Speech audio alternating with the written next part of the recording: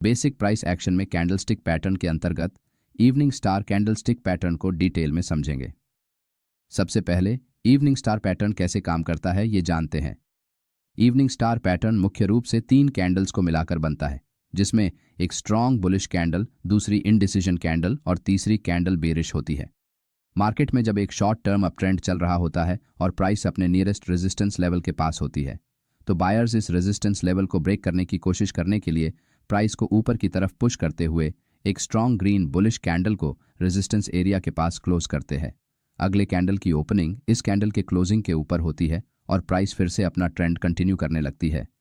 लेकिन मार्केट में जो बायर्स लोअर लेवल्स पर बाय करके बैठे हैं, उन्हें प्राइस के इस बुलिश मूव के कारण ऑलरेडी कुछ न कुछ प्रॉफिट हो चुका है और वो अपने प्रॉफिट को गंवाना नहीं चाहते।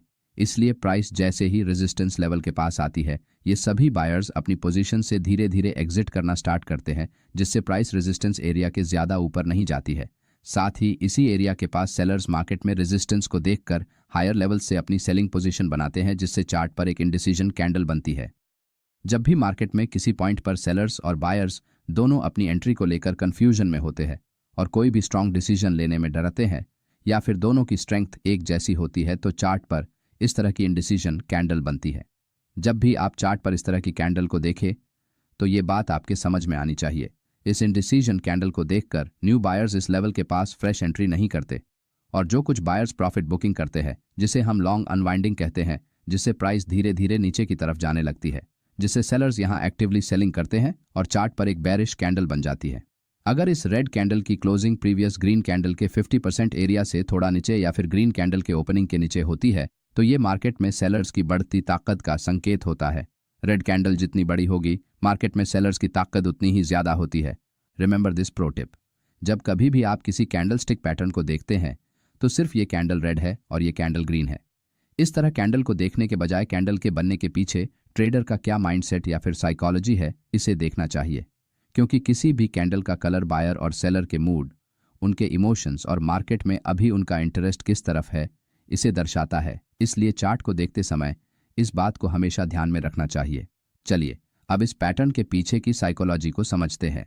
यहाँ लोअर लेवल पर जिन्होंने बाइंग की है, उन्हें प्राइस के इस अपसाइड मूव के कारण अच्छा प्रॉफिट हो चुका है। इसीलिए जैसे ही प्राइस इस रेजिस्टेंस लेवल के पास पहुंचती है, इनमें से कुछ बायर्स अपना प्रॉफिट बुक करते हैं, तो कुछ बायर्स मार्केट यहां से और ऊपर जाएगा इस आशा में अपनी पोजीशन को होल्ड करके बैठे हैं। लेकिन प्राइस जैसे ही हायर लेवल्स पर रिजेक्शन फेस करते हुए नीचे आने की कोशिश करती है, तो जो बायर्स ऑलरेडी प्रॉफिट में हैं वो डर जाते हैं और अपनी पोजीशन को एग्जिट करना चालू करते हैं, जिससे रेजिस्टेंस लेवल के पास सेलिंग प्रेशर बढ़ जाता है। साथ ही बायर्स को एग्जिट होता हुआ देखकर सेलर्स शॉर्ट पोजीशन में एंट्री करने लगते हैं। इस कारण प्राइस और नीचे आती है और प्रीवियस अप ट्रेंड अब एक डाउन ट्रेंड में कन्वर्ट होने की संभावना बढ़ती है। यहाँ बायर्स के इमोशंस का फायदा उठाकर सेलर्स मार्केट में हावी हो जाते हैं और प्राइस को नीचे पुश कर देते हैं। इसी तरह मार्केट में बायर्स और सेलर्स एक दूसरे की इमोशंस का फायदा उठाते हैं।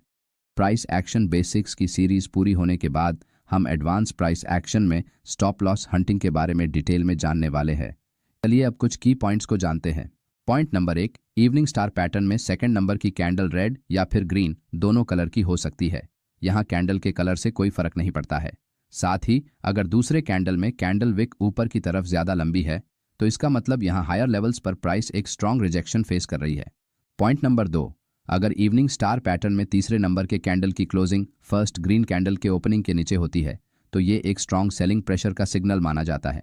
पॉइंट नंबर 3, मार्केट में अगर एक स्ट्रॉन्ग अप ट्रेंड है और प्राइस हायर लोज का फॉर्मेशन बनाते हुए ऊपर बढ़ रही है, तो चार्ट पर एक अकेले इवनिंग स्टार पैटर्न को देखकर शॉर्ट ट्रेड में एंट्री नहीं करनी चाहिए, क्योंकि कोई भी अकेला कैंडलस्टिक पैटर्न मार्केट के स्ट्रॉन्ग ट्रेंड को रिवर्स नहीं कर सकता, और अगर आप ऐसा करते हैं तो आपका स्टॉप लॉस हिट होने के चांसेस ज्यादा है।